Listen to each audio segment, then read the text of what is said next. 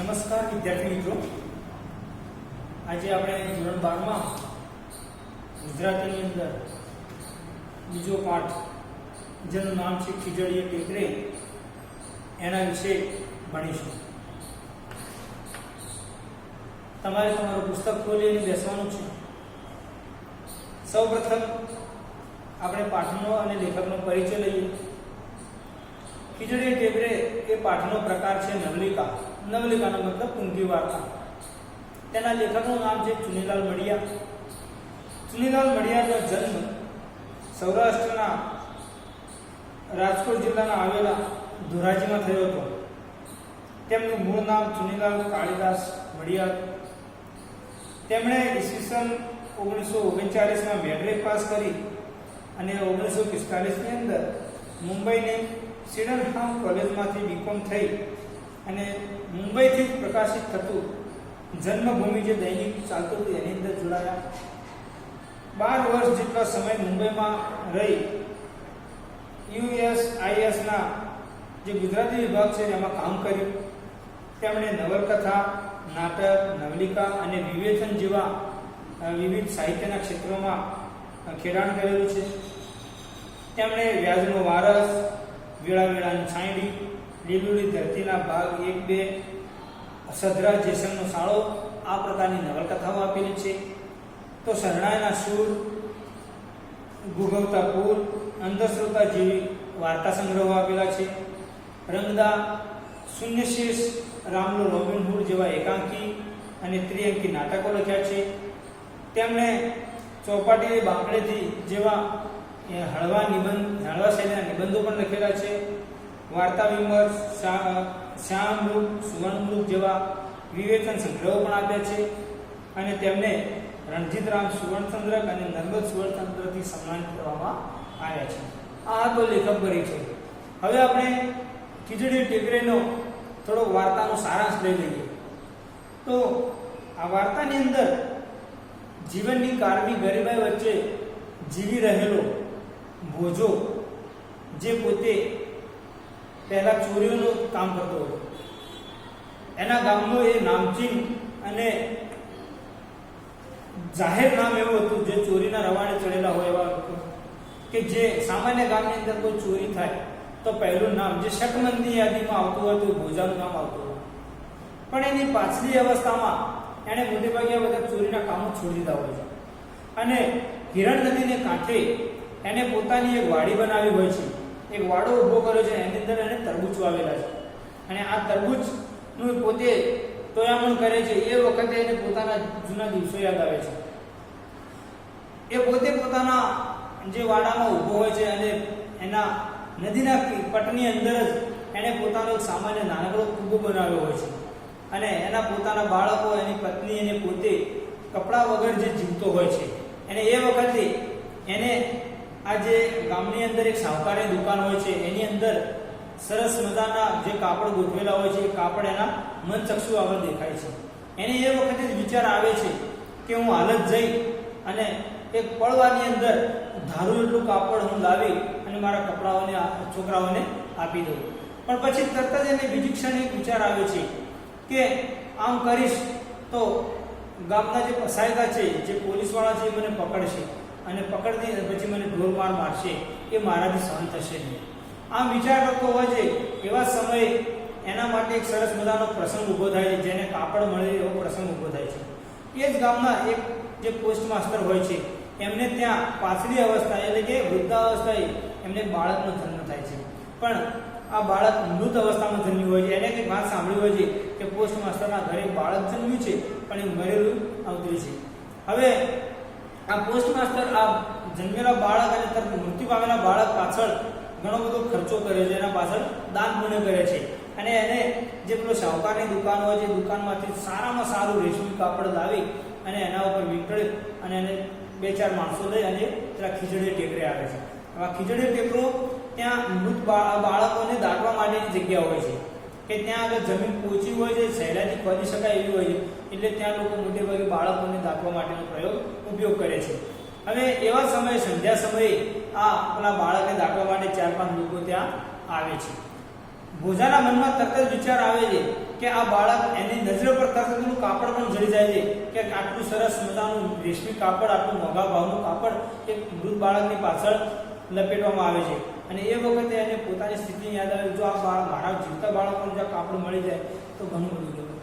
હવે આ બધા લોકો પેલા બાળકને દાટી એને કમ્પ્લીટ બધું બંધ કરી ખબરને અને ત્યાંથી નીકળી જાય છે. એ વખતે ભોજાના મનમાં એક વિચાર આવે છે કે હવે મરેલા બાળકને એવા કાપડની શું જરૂર છે, હું જો આ કાપડ લઈ લઉં તો મારા બાળકોને આ કાપડ મળી રહે.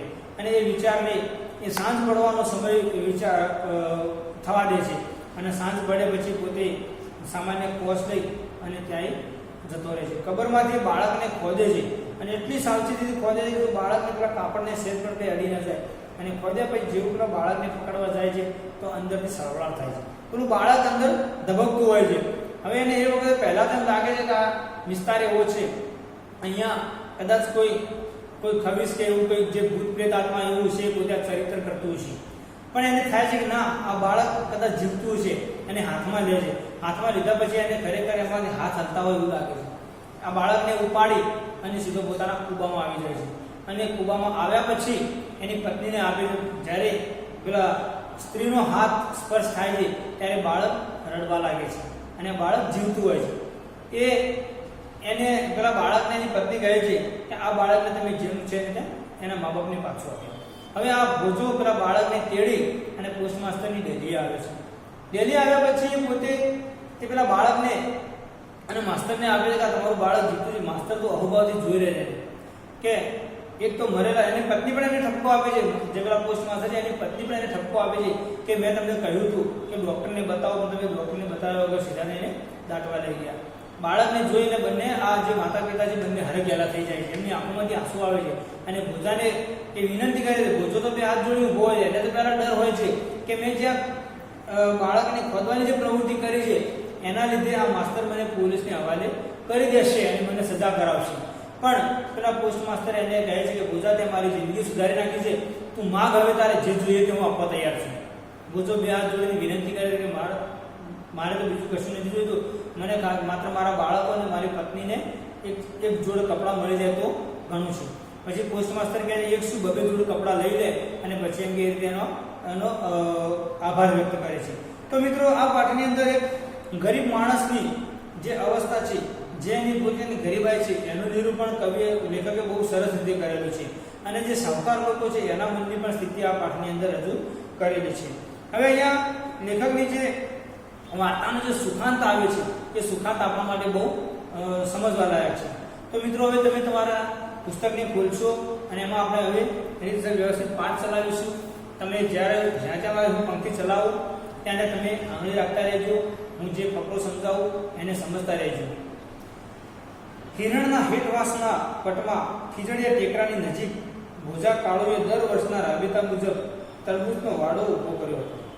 અહીંયા આ એકાદ પહેલી વાર એનો તરબૂચનો વાડો હતો નહીં, દર વર્ષે 2-4 વર્ષ પહેલા, 4-5 વર્ષ પહેલા એને વાડા બનાવવાની શરૂઆત કરેલી છે. હેઠવાસમાં એટલે કે છેક નદીના પટમાં કે જ્યાં હાલ ચોમાસાની અંદર ત્યાં પાણી વહેતું હોય એવા પટની અંદર એણે ખીજડીયા ટેકરાની નજીકમાં જ એક એમ કે તરબૂચનો વાડો એને ઊભો કર્યો હોય છે. આડે દિવસે તો ભોજાનું કુટુંબ નદીના ખુલ્લા પટમાં પડી રહ્યું. આડે દિવસે એટલે કે કોઈ એવા ચોક્કસ સમયના ઋતુના વર્ષની વાત છે અહીંયા, કે જેમ કે શિયાળો હોય, ઉનાળો હોય અને ચોમાસું હોય. ચોમાસાની અંદર તો નદીના પટમાં રહી ના શકાય, પણ ઉનાળા અને એવા સમયની અંદર આ ભોજાનું કુટુંબ એમ કે ખુલ્લા પટમાં પડી રહ્યું મતલબ કે એમને કોઈ વાડો કે ઉપર જેમ કે છત બીજું કંઈ બનાવ્યું ના હોય તો ખુલ્લા પટમાં પડી રહ્યું. પણ કોણ શિયાળે રીંગણી બાળી નાખે અને ગોળાના પાણી થીજવી દે એવી ટાળ પડવા માંડી. ત્યારે ભોજો ગીરની અંદર જઈને 3 વાર તલબાવળ કાપી આવ્યો અને જીવલીએ વગડું ફરીને સૂકી સાંઠીઓની ભારીઓ ભેગી કરી. હવે કોણ શિયાળો એટલો બધો ઠંડો હતો, અહીંયા રીંગણી બાળી નાખવી. મિત્રો, એવું કહેવાય છે કે ગમે એટલી ઠંડી પડે, હિમ પડે, પણ રીંગણીનું ઝાડ ક્યારેય બળતું નથી. પણ અહીંયા તો રીંગણી પણ બળી જાય એટલી બધી ઠંડી હતી અને ગોળાના પાણી પણ થીજાઈ જાય એટલી બધી ઠંડી હતી. એના કારણે ભોજાએ છે ગીરના જંગલમાં જઈ અને તલ બાવળ એક ઝાડ આવે છે બાવળનું, કે જે મોટે ભાગે કોઈ પશુઓ ખાતા નથી તલવાળ, જેને આપણે સાદી ભાષામાં ગાડા બાવળ પણ કહીએ છીએ. તો એવા એના લાકડા કાપી લાવ્યો અને જીવલી એટલે કે એની પત્નીએ ફરી ફરીને સુધી સાંઠીઓ ભેગી કરી કે જેથી કરી અને પેલા તલબાવળના જે ઝુંડ છે એને વ્યવસ્થિત બાંધી શકાય. અને એ રીતે એને 4 દિવસમાં તો ધણી ધણિયાણીએ મળીને 4 છોકરા અને ચૂલો સમાઈ શકે એવડો કૂબો વાડા વચ્ચે જ ઊભો કર્યો. પોતાના જે વાડો હતો એ વાડાના વચ્ચોવચ્ચ જ, કેમ કે 4 દિવસની અંદર કૂબો એટલે આમ ગોળ આકાર હોય અને ઉપર કદાચ તમે ક્યાંક જોયો હશે તો એનો આકાર ગોળ હોય, દિવાલો બધી ગોળ હોય અને પછી ઉપર આપણે ઢાળવાળો ગોળ ગોળ બની શકાય એને કૂબો કહેવાય. તો એ કૂબો વાડા વચ્ચે જ ઊભો કરી દીધો કે જેથી કરી અને આજુબાજુ એના વાડાનું પણ પોતે નિરીક્ષણ કરી શકે, એનું રક્ષણ પણ કરી શકે. છતાં બધાને લાગતું હતું કે દર વર્ષ કરતાં આ વખતે ટાળ મારા પર વેર વાળવા આ વાડા ઉપર જ વધારે પ્રમાણમાં ખાતી છે. હવે અહીંયા ઠંડી વધારે હતી, નદીનો પટ હતો અને ભોજાને એમ લાગતું હતું કે આ વર્ષે ઠંડી જાણે કે મારા ઉપર કોઈ વેર વાળી રહી છે, કારણ કે કેટલી ઠંડી હતી. એક તો હિરણના પાટમાં ટાઢાગોળ પાણી અને વધારામાં પોષ મહિનાનો હિમ જેવો વાયરો, અને એમાં પાછું નદીનો પટ હતો, પાણી વહેતું હતું અને એમાં પાછો હિમ જેવો ઠંડો પવન ફૂંકાય. પોષ મહિનો હતો. હવે પોષ મહિનો એટલે બહુ ઠંડીનો સમય કહેવાય. તો આના કારણે એના માટે એને એમ લાગતું હતું કે ઠંડી વધારે છે. આ હિમ વર્ષા વચ્ચે ભોજો સાવ ઉઘાડે ડીલે ઊભો વાડાનું ટોયામણ હતો. હવે આવા ઠંડીમાં ઉઘાડે ડીલે, કારણ કે ગરીબ હતો, એની પાસે કોઈ કપડાં તો હતા નહીં એટલે પહેરવાનો તો સવાલ ઊભો થતો નહોતો. અને ઉઘાડા ડીલે જ આવી ઠંડીની અંદર પણ ટોયામણ કરવું એટલે એનું રક્ષણ કરવું, રખેવાળી કરવી. એ ચોપડીની અંદર કદાચ ઊંધો આપેલો હશે, પણ ટોયામણ કરવાનો અર્થ એવો થાય છે કે એનું રક્ષણ કરવું, રખેવાળી કરવી. કોઈ જનાવર આવીને અંદર પેસી ન જાય, કોઈ પક્ષીઓ આવીને તરબૂચને બગાડી ન જાય, તો એના માટે એ રક્ષણ કરવું. એને પહેરવા કડિયું તો આજ કેટલાય સમયથી સોંપડતું નહોતું. કડિયું એટલે પહેરવા માટેનું વસ્ત્ર એને ઘણા સમયથી મળ્યું નહોતું. સાંકળવું એટલે મળવું. વર્ષો જૂની ચોરણી હતી, એના ઉપર ગોદડા જેટલા ઉપરા ઉપરી થીગડા ચોટી મૂકી ચૂક્યા હતા. અને હવે એ થીગડાઓ પણ ઘસાતા ચાળની બનેલું એ થેપાડું એટલું તો જીર્ણ થઈ ગયું હતું કે હવે એનો વધારે જીર્ણોદ્ધાર શક્ય નહોતો. એની પાસે એક ચોરણી હતી. ચોરણી એટલે કમરથી પગ નીચે પહેરવાની અને પગની જે પિંડી હોય ત્યાં આગળ ફીટ આવે, જેમાં કરચલીઓ પડે. અને એવી એક હતી, એ પણ કેવી હતી, ઉપરા ઉપરી થીગડા મારેલી ગોદડા જેવી. જેમ ગોદડું ફાટ્યું એના પર થીગડું મારીએ, એના ફાટેલા થીગડા પર બીજું થીગડું મારીએ, એમ ઉપરા ઉપરી ઘણા બધા થીગડા લાગી ચૂક્યા હતા. અને એ થીગડા પણ હવે ચાંદની જેમ કે આડે બીજી જગ્યાએથી ફાટી ચૂક્યા હતા, જીર્ણ બની ગયું હતું. એની અંદર ઝીણા કાણા પડી ગયા હતા. એવી ચોરણી પહેરેલી હતી. અને એના માટે બીજો શબ્દ છે થેપાડું. થેપાડું એટલે જૂનું ફાટેલું વસ્ત્ર. એટલું તો જીર્ણ થયું. જીર્ણ એટલે કે એટલું તો જૂનું થઈ ગયું હતું અને ફાટી ગયું હતું, જૂનું થઈ ગયું હતું કે હવે એનો વધારે જીર્ણોદ્ધાર શક્ય નહોતો. હવે આના પર કોઈ વધારે થીગડું લાગી શકે એમ હતું નહીં. તાડ જીરવવી એ ભોજાને માટે નવીન હતું. હવે આ દર વર્ષનું હતું. એને દર વર્ષે જેમ ઠંડી પડતી તેમ ઠંડી પડી જતી એની પોતે સહન કરે જતો હતો. એને તો કોઈ ઠંડીની વધારે પડી નથી. એ પોતે તો કદાચ સહન શક્તિ વાળો હતો કે ગમે તેટલી ઠંડી પણ એ સહન કરી શકે એમ હતો. ભૂતકાળમાં જ્યારે પોતે શિવ ચોરીને રવાડે ચડેલો ત્યારે કાજળ ગુંટ્યું હોય એવી દિવાંગ રાતે કાજળ રંગ જોડી પોતાના સીમ વર્ણા શરીરનો સુમેળ સાધવાથી કડકડતી ટાઢમાં પણ ઊભા મોરમાંથી ભારી વાટે છે. પોતે જ્યારે ભૂતકાળ એટલે કે અમુક સમય પહેલા જ્યારે યુવાન હતો ત્યારે ગમે એવી ઠંડી પડતી હોય, સીમ ચોરીને રવાડે ચડે. સીમની અંદરથી સીમ જે આપણે સીમા હોય, સરહદ ગામના જે ગામ પૂરતા પછી ખેતરો આવે એને સીમ પેલી કહેવાય સીમાડા. એની અંદર કોઈ ઊભું પાક હોય, ગમે એવી ઠંડી હોય, કાજળ ઘેરી રાત હોય, એકદમ અંધારાભરી રાત હોય અને એનું શરીર પણ એવું કાળું હતું, એમાં જલ્દી દેખાય નહીં. અને એવા એની અંદર પોતે કડકડતી ઠંડીની અંદર પણ પોતે ગામના અંદરથી કોઈ પણના ખેતરમાંથી ભારીઓ બાંધીને નીકળી જતો, કોઈને ખબર પણ ના પડતી. છતાં હવે અવસ્થા થઈ હતી અને જુવાનીના ચડતા લોહીને અભાવે સહનશક્તિ પણ ઘટી હતી. હવે એની અવસ્થા એ પોતે ચોરી કરી શકે એવો આટલો સક્ષમ હતો નહીં. એની પોતાની અવસ્થા થઈ હતી એટલે કે હવે એનામાં થોડું ગડપણનો ભાગ આવી ગયો હતો અને જુવાનીનો ચડતું લોહીનો અભાવ હતો. કારણ કે જ્યારે યુવાન હતો ત્યારે એનામાં ચડતું લોહી, અહીંયા એક રૂઢિપ્રયોગ ચડતું લોહી મતલબ કે યુવાનીનો ઉત્સાહ, યુવાનીનો એક જુવાળ હતો ત્યાં સુધી સહનશક્તિ હતી એનામાં, પણ હવે એ સહનશક્તિ હતી નહીં. તેથી હિરણના ઉપરવાસથી સુસવતા વીંછીના ડંખ જેવા ઠંડા વાયરા ક્વચિત ભોજાના જડબાની ડાકલી બજાવી જતા ખરા. અહીંયા ઠંડા પવનને વીંછીના ડંખ જેવો કહ્યો છે. જેમ વીંછીનો ડંખ લાગે ને આપણા આખા શરીર અંદર ધ્રુજારી મૂકી દે, એમ આ જ્યારે ઠંડીનો ઠંડો પવન આવે અને એના શરીરને અડે કે પોતે થથરી જતો, એના જે જડબાની ડાકલી અહીંયા મતલબ દાંત પકડી જતા એના.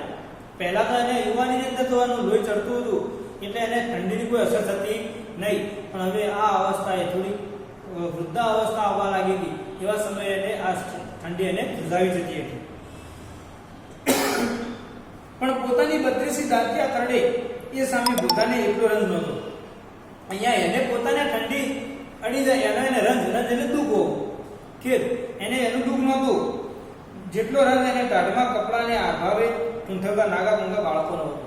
એને પોતાના બાળકો ઠૂંઠવા હતા એનો એને પોતે રંજ દુઃખ હતું. બધાને પોતાને ઠંડી લાગે એનું દુઃખ નહોતું, પણ એને દુઃખ પોતાના બાળકો ઠૂંઠવાતા હતા. એના પોતાના બાળકો જેને કપડાં પહેરવાના હતા, નાગા મૂંગા શબ્દ મતલબ કે એને ઓછા કપડાં હતા અને એ કપડાના કારણે બાળકો જે ઠૂંઠવાતા હતા એનો બહુ એને દુઃખ હતું. ટોયામણ કરતો કરતો ભોજો પછી ટેકરા પાછળ લપાઈને બેઠેલા ગામમાં આવેલી કાપડની દુકાન પર પોતાના મનચક્ષુ માણતો અને દુકાનની અંદર ઘોડાઓ પર ખડકાયેલી કાપડની થપ્પીઓ પોતાની ચોર નજર નહોતી લેતી. અહીંયા એ પોતે નદી કાંઠે ઊભો છે, પોતાના વાડામાં ઊભો છે, ટોયામણ કરે છે અને આ ટેકરાની પાછળ, કારણ કે એની જે નદીનો પટ આવે, નદીના પટ પછી ટેકરો આવે અને ટેકરાની બીજી બાજુ એનું ગામ હતું. તો એ ગામની અંદર જે કાપડની દુકાન હતી એ પોતે અહીંયા ઊભો મન દ્વારા ત્યાં પહોંચી જાય છે.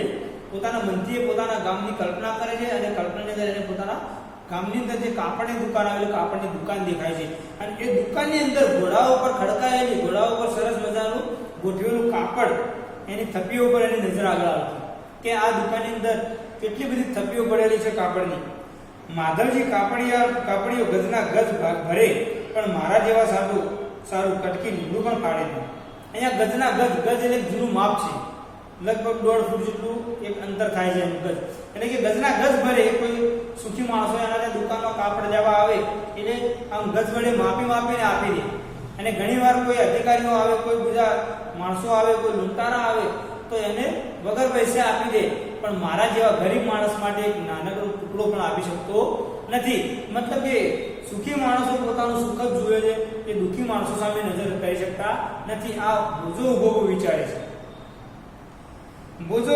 બોજા જેવો ભડ માણસ પણ મણે પણ નિશાસો મૂકતો. અહીંયા ભડ માણસ, ભડ એટલે તો મજબૂત માણસ થાય કે ક્યારેય નિરાશ ન થાય, પણ એ જ્યારે આ વિચાર કરે કે મારા જેવા માણસને કટકો કાપડ પણ મળતું નથી ત્યારે એ માણસ નિશાસો ન હતો અને તરત એનામાં રહેલો ભૂતકાલીન ભોજીઓ ધાડપાડું સળવડ્યું હતું. અને એવા સમયે એનામાં જે ભૂતકાળનો એ ભોજો ધાડ પાડ્યો હતો અને નામાદ હતું ધાડ પાડ્યું, એટલે કે જ્યાં ત્યાં નાની મોટી ચોરીઓ કરનારો એ એમનામાં સવાલ હતો કે પહેલાની જેમ આજે પણ હું દોડી અને પેલાને દુકાનની અંદર પહોંચી જાઉં અને ગમે એટલું કાપડ લઈ લઉં. માધ્યાની હાટના ઉમરામાં એક ગણેશીઓ ભરાવો એ ભેગા જ એના પોખરા કમાડ ભટાક કરતા ઉભરી પડે એ ખભે ઉપાડી શકાય એટલું કાપડ ઉપાડીને ઉભા ભેગું કરી દો.